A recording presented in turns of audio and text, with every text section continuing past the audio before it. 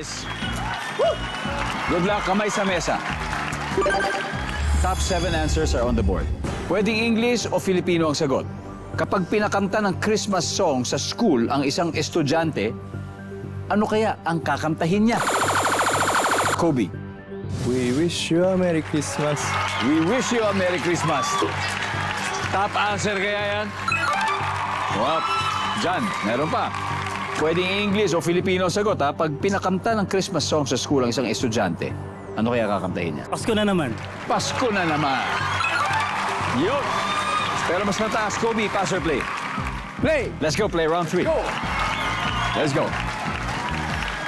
Paul. So, again, ha, pwedeng English, pwedeng Tagalog song. Kapag pinakanta ng Christmas song sa school ang kanyang estudyante, ano kaya kakantahin niya? Feliz Navidad. Feliz Navidad. Spanish yun. Nandiyan ba Feliz Navidad? Wala. Irvine, ano kaya? Anong kanta? Silent Night. Silent Night, Holy Night, survey? Wala rin. Eli? Pwedeng English, Filipino, pag pinakanta ng Christmas song sa school ang estudyante, anong kakantahin niya? Jingle Bells. Yan, tama! Jingle Bells.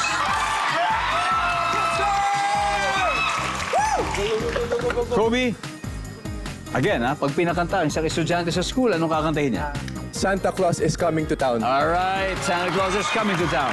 Survey says, wala rin.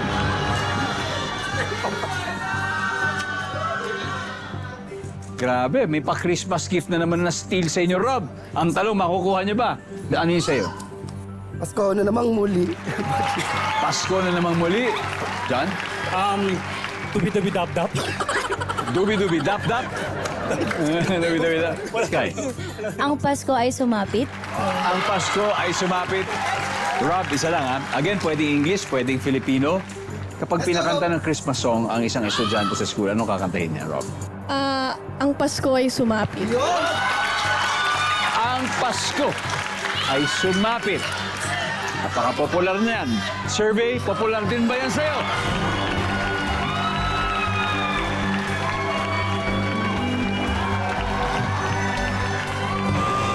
Wala. Tignan muna natin yung mga hindi nakuha pala. Number 7. Number 6. Number 5. Okay, mga caroling song. And finally, number 4. Yan. Yung parating tinutugtog sa mall ni Jose Marichan.